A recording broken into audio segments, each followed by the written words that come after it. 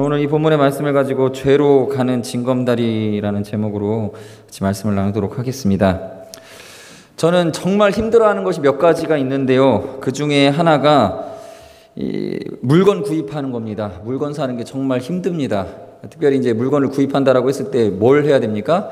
싸고 좋은 걸 사야 됩니다. 싸고 좋은 것. 근데 싼데 좋은 게 있습니까? 근데 그게 있대요. 사람들이 믿는 거죠. 절대 있을 수 없을지 모르겠지만 싸고 좋은 게 있다고 우리는 이렇게 머릿속에 믿고 그걸 찾으려고 하는 것, 그걸 쇼핑이라고 저는 생각을 합니다. 이 세상에서 남자들이 가장 싫어하는 게 쇼핑이죠. 가장 힘듭니다. 전투에 나가서 총알을 피하는 것만큼 스트레스를 받는 게 쇼핑이라고 해요. 그래서 저 같은 경우에는 그래도 싼 게 좋은 거겠지, 싸고 좋은 게 있겠지 하고 믿고 구매를 하게 됩니다. 근데 막상 물건을 받아보면, 물건을 사서 구입을 해서 보게 되면 싼 게 비지떡이라고 전혀 쓸 수 없는 그런 상태의 물건이 오거나, 그래서 그것을 다시 또 다른 제품을 또 그 필요한 것을 사야 되는, 그래서 이중으로 돈이 들게 되는 그런 경험들을 하게 됩니다. 여러분들, 저 같은 목회자가 이 구매를 실패하면 가난으로 직결이 됩니다. 물건 한번 잘못 사면요 타격이 커요. 그래서 이제 물건을 잘 살려면 차라리 비싸고 좋은 걸 사야 된다. 저는 어느새 이런 믿음이 생겼습니다. 비싼 게 뭡니까? 브랜드 있는 거, 메이커 있는 거. 이게 비싸잖아요. 뭐 아주 럭셔리 브랜드는 아니더라도 어느 정도 이름을 내세운 이 제품 중에서 좀 저가나 뭐 하여튼 중가 뭐 되는 거, 이런 것들 사는 게 차라리 낫다라는 생각을 가지고 저는 이렇게 구입을 합니다. 이 브랜드라는 걸 믿고 사는 거죠. 상표가 있으면 뭐가 좋습니까? 물론 만들 때 이 사람들이 책임지고 만들겠다라는 마음에 제품을 잘 만들어요. 그래서 제품을 사서 만약에 하자가 있으면 또 책임이라도 또 좀 져주지 않습니까? 브랜드 있는 것들은. 그래서 이 브랜드를 사람들이 선호할 수밖에 없는 게 신뢰를 준다라는 거예요. 신뢰, 믿음을 줍니다. 믿음을 줘요. 신뢰를 주고 믿음을 줍니다. 그래서 믿고 삽니다. 상표가 있으면 일단은 믿고 사요. 보증이 되고 안심이 되기 때문에. 전도도 저는 물건을 파는 것, 복음을 판매하는 것과 비슷한 것이다라고 생각을 합니다. 근데 오늘날 전도가 많이 어렵다라고 하는 것은 전도 자체가 힘들다라는 것이 아니라 전도를 하는 우리 기독교 그리스도인의 이미지가 그 신뢰를 많이 잃어버렸다라는 것이죠. 그 사람들이 신뢰하지 않는 분위기가 있기 때문에 전도가 좀 힘들어지는 것 같습니다. 원인이 뭐겠습니까? 기독교인, 이 세상 사람들도요 성경을 알아요. 예수님은 좋은데 뭐가 문제냐, 기독교인들 때문에 나는 교회 가지 않겠다, 믿음 생활하지 않겠다, 이렇게 말을 해요. 뭡니까? 기독교인들 때문에, 기독교인들의 죄 때문이다라는 거예요. 죄 문제입니다. 그러니까 많은 기독교인의 타이틀을 건 사람들이 도덕적으로 깨끗하지 못한 모습을 많이 보여오고 있지 않습니까? 죄 문제라는 거예요. 그러니까 전도의 가장 큰 이 걸림돌은 다른 게 아니에요. 우리의 죄입니다. 전도는 영적 전쟁이지요. 여호수아서 출애굽기에 보면 전쟁 전에, 역사서에 보면 전쟁 전에 뭐 합니까? 죄 문제부터 깨끗이 하고 그다음에 전쟁에 나가지 않습니까? 죄를 해결하지 않으면 전쟁에 승리가 없다라는 거예요. 그러니까 그리스도인들도 우리가 이 교회가 부흥을 원하고 또 전도의 어떤 열매를 맺고 싶다면 이 영적 전쟁에 앞서 죄 문제를 해결해야 됩니다. 죄. 자, 그리스도인들이 죄를 짓는다. 뭔가 모순적이지 않습니까? 그리스도인의 죄 때문에 복음이 막힌다? 우리가 잘 납득되지 않는 부분이, 왜 그리스도인들이 왜 이렇게 죄를 많이 짓나? 그럼 우리가 말씀도 듣고 기도도 하고 찬양도 하고 하나님 앞에 무장하는, 정말 하나님 앞에 신실하게 살아가려고 그렇게 애쓰는 사람들인데 왜 이렇게 죄가 많을까요? 죄가 이렇게 많이 드러나고 우리가 부끄러움을 당하고 이 신뢰를 잃어가고 있을까요? 우리는 죄에 대한 경각심이 있지만 죄라는 것은 우리에게 매우 단계적으로 우리를 속이며 우리에게 접근하고 있기 때문에 우리는 죄에 속아 넘어가는 것입니다. 그래서 죄를 짓고 나면 아차 싶은 느낌이 오는 거예요. 죄라는 게 우리가 생각하는 것처럼 우리가 쉽게 상대할 수 있는 바가 아니다라는 것입니다. 그래서 오늘 저는 이 잠언의 말씀을 가지고 이 기독교인들이 이 죄를 분별해내고 이 죄의 징검다리, 죄의 그 단계별로 있는 죄를 도와주는, 우리가 죄 짓도록 만들어주는 여러 가지 장치들을 우리가 살펴봄으로써 이 죄를 해결하고 또 우리가 원하는 이 복음 증거, 전도의 길이 열리기를 간절한 마음으로 바라겠습니다. 그래 이제 1절 말씀을 보시면요. 내가 관원과 함께 앉아 음식을 먹게 되거든 삼가 네 앞에 있는 자가 누구인지 생각하며 라고 기록되어져 있습니다. 여기서 말하는 관원은 히브리어로 마샬입니다. 요셉이 애굽 온 땅의 치리자라고 했을 때 이때도 마샬이라는 단어를 썼습니다. 온 땅의 치리자, 권리자, 힘이 있는 자, 유력자, 영향력을 끼치는 사람, 그런 뜻입니다. 이 권력을 가진 사람과 식사를 하는 자리, 한 예를 들어 놓은 것입니다. 우리가 살아가는 동안 죄와 마주하게 될 죄의 유혹에 빠지게 되는 그 단계 속에 있는 그 상황 중에 하나가 뭐냐면 이런 권력자와의 식사의 자리와 같은 이런 자리가 비유적으로 표현되고 있습니다. 그런 자리가 있다는 거죠. 우리 이런 식으로 생각해 볼 수가 있어요. 쉽게 생각할 수 있는 게 뭡니까? 국회의원과 사업가가 만나서 접대를 빙자한 불법적인 거래를 하는 자리, 또는 사업가가 그 행정 담당 공무원과 만나서 청탁을 요청하는 어떤 그런 식사 자리를 여러분들 생각해 보시면 좀 쉽게 이해가 되실 겁니다. 이런 자리. 여러분들 식사라고 하는 것은 뭡니까? 안목 간의 친밀함을 서로 확인하는 자리입니다. 밥 먹을 때는 서로 경계를 풀고, 저도 군대 있을 때 훈련 나가면요, 총 메고 있는데 밥 먹는 때는 총을 내려놔요. 총을 내려놓으면 안 되거든요. 이 훈련 때에는 메고 있어야 되고 상시로 갖고 있어야 돼요. 손에서 몸이 떨어지면 안 돼. 근데 밥 먹을 때는 총을 내려놔요. 그게 허락이 돼요. 그래서 이쪽에 이렇게 모아놓죠. 이렇게 삼각대 만들어가지고. 그리고 밥을 먹습니다. 경계를 푸는 거예요. 식사하는 자리는 서로 긴장을 잠시 푸는 자리입니다. 밥 먹을 때만큼은 좀 쉬자 이렇게 하지 않습니까? 그래서 서로 친밀한 그런 자리입니다.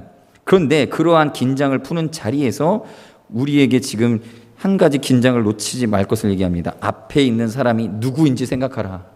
앞에 있는 사람, 지금 나와 식사를 나눈 사람이 누구인지, 여기서 말하는 누구인지가 중요합니다.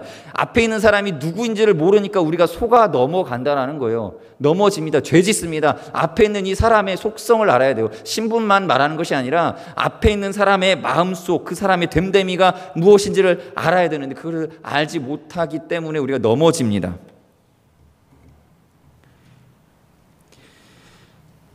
내가 여러분들 식사하는 자리에 이런 뭐 건배를 제의하면서 이러죠. 우리가 누굽니까? 하면서 우리가 누굽니까? 우리가 친구 아닙니까?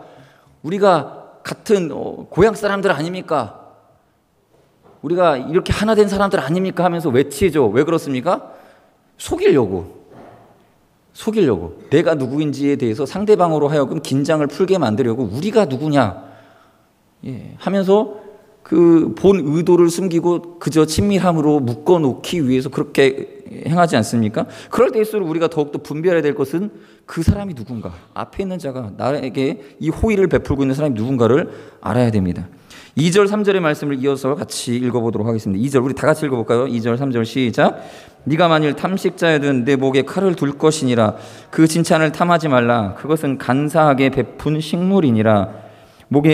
여기서 말하는 이 목에 칼을 둔다라는 것은 이 절제를 한다는 겁니다. 음식을 절제해야 됩니다. 앞에 있는 사람이 누구인지를 알고 주의하여서 절제하는 이 과정이 필요하다라는 거죠. 근데 이 앞에 있는 사람이 자기를 속이기 위해서 어떻게 합니까? 호의를 베풀어요. 호의를. 그 쇼생크 탈출이라는 영화를 보셨습니까?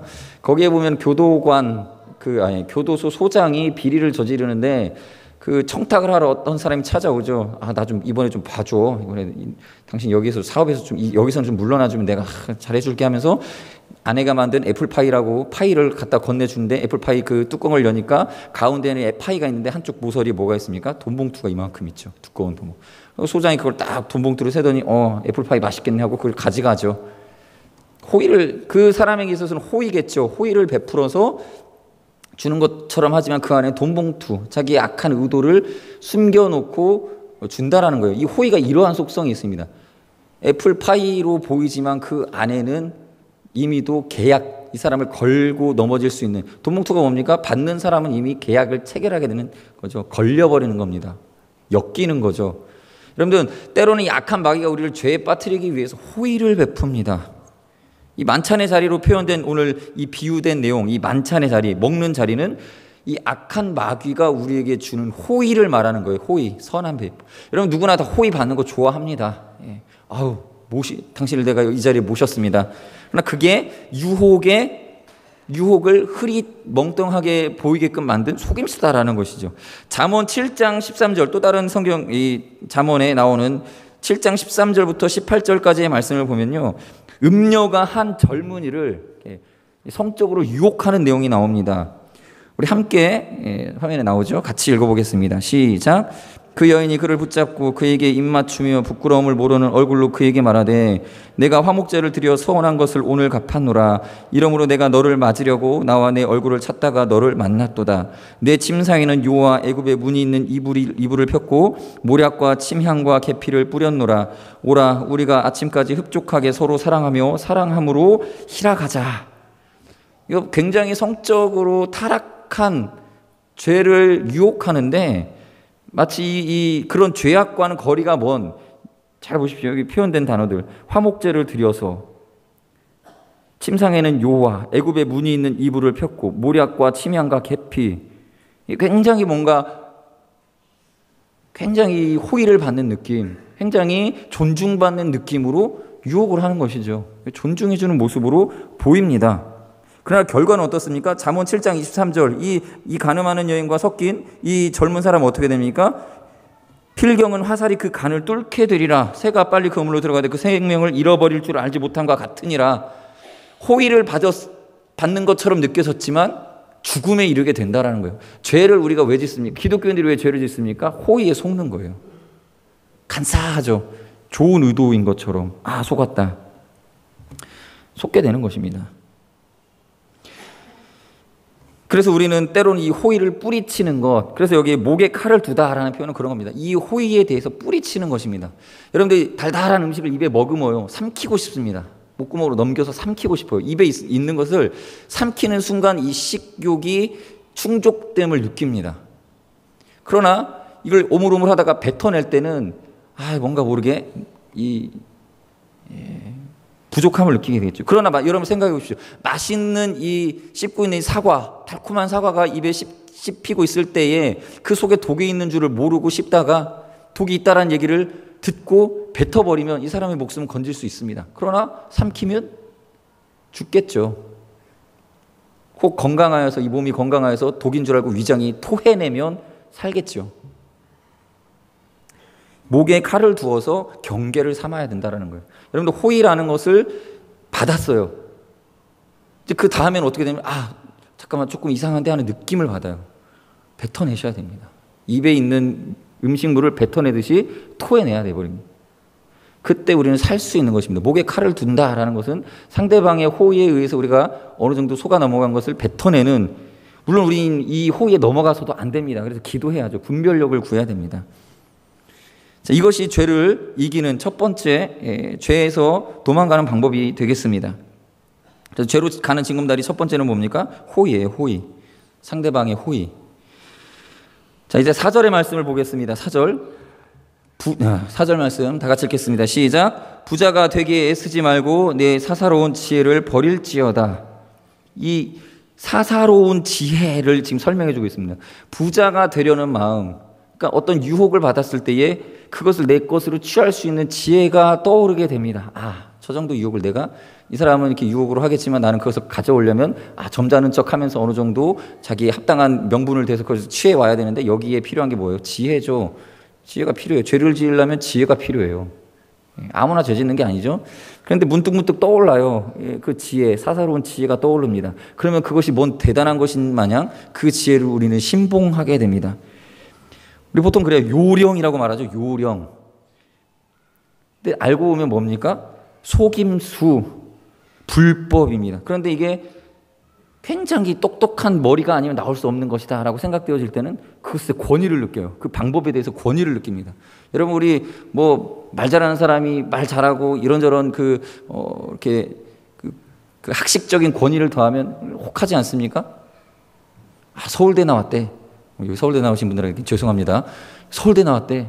그 권위가 있죠. 똑똑한 것에 대한 권위가 있어요. 그래서 지혜로운 것이 앞선 것이다라고 생각을 하죠. 그런데 잘 분별해 보면 이 똑똑하고 잘난 것 안에도 속임수가 있고 불법이 있습니다. 그럼 그거는 쫓아가서는 안 되는 것이죠. 그런데 우리는 똑똑함의 권위에 속아 넘어갈 때가 너무나 많습니다. 사사로운 지혜가 우리가 죄로 가는 징검다리 두 번째가 되겠습니다. 그 다음에 이제 5절 말씀 다 같이 읽어볼까요? 5절 시작. 네가 어찌 험한 것에 주목하겠느냐. 정령이 재물을 날개를 내어 하늘에 나는 독수리처럼 날아가리라.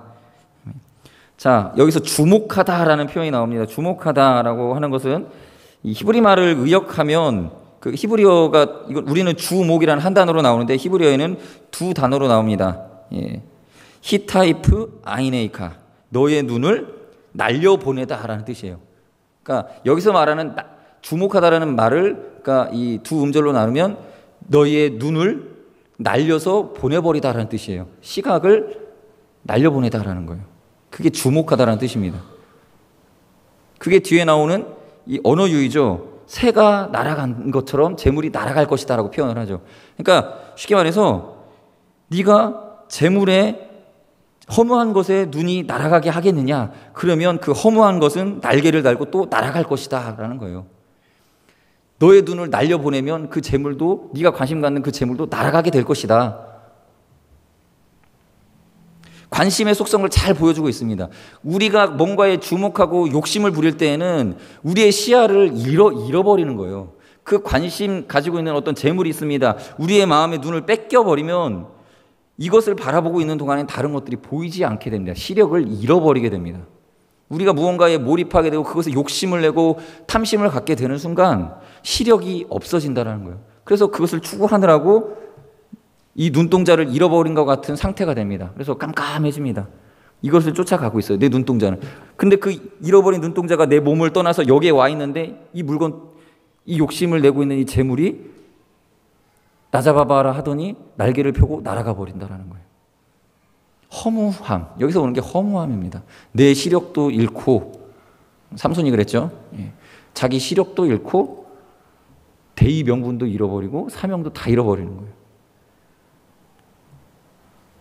관심입니다. 죄로 가는 징검다리 세 번째가 이 죄에 대한 관심이 되겠습니다. 관심, 지나친 관심. 세상 사람들이 추구하는 것에 대한 관심을 우리가 동일하게 가지면 우리도 죄에 넘어질 수밖에 없다라는 거예요.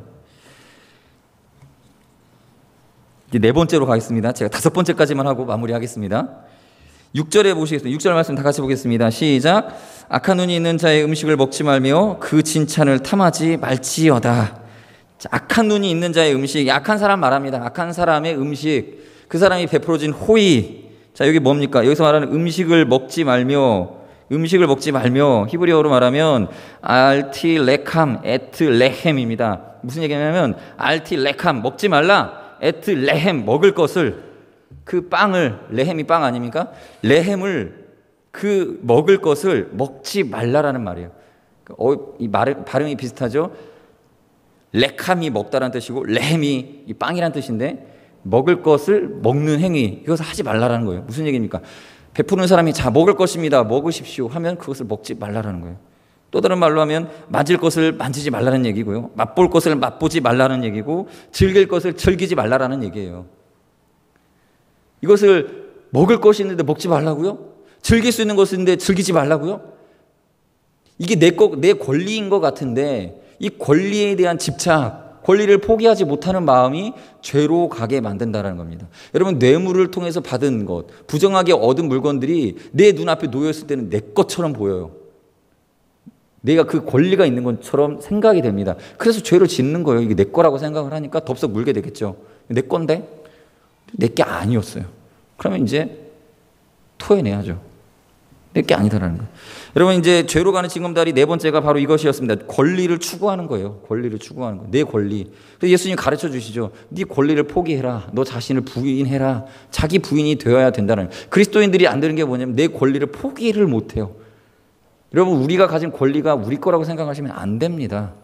물론 우리의 정당하게 얻은 것일 경우에도 혹 그 안에 내 것이 아닌 것들이 있을 수 있다는 거예요. 그걸 잘 분별해야 됩니다. 권리에 대해서 우리가 하나님께서 그 권리를 이양해 가실 때 내어드려야 됩니다. 그래야 우리가 속지 않게 되겠죠. 이제 마지막입니다. 7절 말씀 같이 읽겠습니다. 7절입니다. 시작. 대저 그 마음의 생각이 어떠하면 그 위인도 그러한 즉 그가 너더러 먹고 마시라 할지라도 그 마음은 너와 함께하지 아니함이라.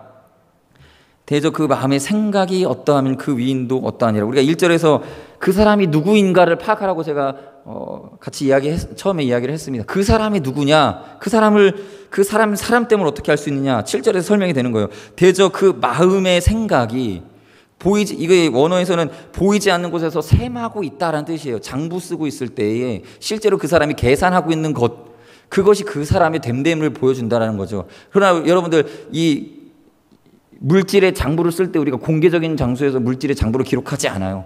최대한 은밀한 곳에서 금고를 옆에 두고 문을 잠그고 그 안에서 장부를 셈합니다. 그것이 우리의 마음과도 똑같죠. 우리가 추구하는 그 이익과 이득을 우리 마음속에 감춰두고 그 안에서 셈하고 계산하고 있습니다. 그러면 그 사람이 그렇게 계산하고 추구하는 것을 우리가 어떻게 분별해냅니까? 어떻게 분별해냅니까? 그 사람이 계산하고 셈하고 있는 것을 어떻게 알겠습니까? 그 사람이, 제가 말을 반복해서 말하게 되는데요, 추구하는 것이 무엇인지를 알면 알 수 있다는 거예요. 그 사람이 위해서 자꾸 관심 갖고 있는 것, 그 사람의 마음이 쏟아지고 있는 것, 그 사람이 자꾸 추구하는 것이 무엇인 줄 알면 그 사람의 됨됨이를 알 수 있다는 것이에요. 그 마음의 생각이 어떠하면 그 위인도 어떠하다라는 것입니다. 그래서 그 분별하고자 하는 마음이 있어야 되는데 그 분별을 대충 해버리고 그 사람과 마주하여 식사를 즐겁게 나누게 되어버리죠. 이게 무슨 문제입니까? 신중하지 못하다는 거예요. 신중하지 못한 거. 앞에 있는 사람에 대해서 분별하려고 하는 신중함이 없을 때 우리는 죄를 짓게 되는 것입니다. 이제 결론을, 그래서 5번째, 죄로 가는 징검다리 5번째는 신중하지 못한 것입니다. 우리가 조금 더 신중하다면 죄 짓지 않을 수 있습니다. 자, 그리스도인들을 유혹하여서 넘어뜨리는 이 죄의 징검다리가 5개입니다. 첫 번째가 호의, 그 다음에 사사로운 지혜, 그리고 관심, 죄에 대한 관심, 그리고 권리를 추구하는 마음, 신중하지 못한 태도, 이것을 버려야 됩니다. 이것을 버려야 됩니다. 근데 이 유혹에 넘어가서 한 단계 한 단계를 건너가서 죄에 도달하고 죄의 것을 우리가 맛보고 삼킨 후에는 어떤 일이 벌어집니까? 8절에 나옵니다. 8절 다 같이 읽겠습니다. 시작. 네가 조금 먹은 것도 토하겠고 네 아름다운 말도 헛된 대로 돌아가리라. 네가 조금 먹은 것인데, 우리가 조금 먹은 것인데 토해내야 된대요. 왜? 그 안에 독이 들어있고 부정한 것이고 불법이기 때문에. 여러분들, 정치인들이 불법으로 비자금 받고 그것을 토해냅니다. 걸리죠. 검찰에 걸려가지고 이제 이실직고 해야 될 상황이 됩니다. 검찰 출두해서 사진 찍히고 드러납니다. 여러분, 그 돈을 받을 때에는 달콤하고 그 뇌물을 삼킬 때에는 정말 그 호의로서 기분 좋게 받아들였지만 뱉어낼 때는 어떻습니까? 굉장히 더럽습니다. 굉장히 추합니다. 냄새납니다. 우리 죄가 그렇다라는, 우리가 당하는 유혹이 그러한 속성을 갖고 있습니다. 삼킬 때는 달고 먹음직하고 보암직도 한데 뱉어낼 때는, 여러분 토한 거, 토사물 보셨습니까? 이 토한 걸 보셨습니까? 그렇게 더럽고 냄새나고 추할 수가 없어요. 그리고 이제 더 무서운 결론은 이 8절 하반절에 나오죠. 네 아름다운 말도 헛된 대로 돌아가리라. 그걸 다 토해내니까 이 사람이 그동안 했던 말들, 그동안 자기가 의롭게 표현했고 향기롭게 드러냈던 그 사람의 언행이 헛되어진다라는 것입니다. 쉽게 말해서 신뢰를 잃어버리게 된다라는 거예요. 그렇지 않습니까? 한번 조금 잘못한 것 때문에 신뢰를 다 잃어버립니다. 기독교인들이 그래요. 잘했습니다. 잘하다가 작은 것 하나 때문에 이 신뢰를 다 잃어버립니다. 그럼 기독교인의 이미지가 어떠해야 됩니까? 성실과 정직이어야 돼요. 그런데 이 자그마한 잘못 때문에 이 성실과 정직이 다 사라져 버립니다. 신뢰를 잃어버리게 됩니다. 왜 그렇습니까? 우리 안에 있는 이 재물에 대한 욕심, 탐욕, 이 죄에 대해서 분별하지 못한 미련함 때문에 우리가 죄를 짓게 되고요. 도덕적으로 타락하게 되고 신뢰를 잃어버리고, 그것으로 인하여서 오늘날 복음이 증거되는데 많은 큰 장애물이 된다는 것입니다. 결론을 말씀드리겠습니다. 우리 그리스도인들이 정직한 사람이 되고 재물에 대한 탐욕을 멀리 한다면 사람들에게 비치는 등불이 될 것입니다. 하나님이 등경 위에 두시려고 복음 증거에 유리한 위치로, 혹은 영광스러운 선교사역의 사역지로, 혹은 각계각층의 주요한 자리로 우리를 인도하실 것입니다. 그러기 위하여 우리가 오늘 제가 말씀을 나눴던 것처럼 죄로 가는 징검다리 5가지입니다. 여러분들이 이것을 이 시금석으로 삼아서 호의, 거짓으로 포장된 호의, 또 사사로운 지혜, 또 죄에 대한 우리의 마음에 있는 그 지나친 관심, 나의 자기를 사랑하는 권리의 추구함, 또 신중하지 못한 태도, 이런 것들을 잘 분별하여서 우리가 이 죄로부터 멀리하고 주님 앞에서 합당한 삶을 살아갈 때에 우리의 복음 증거에 놀라운 역사가 있을 줄로 믿습니다. 같이 기도하시겠습니다.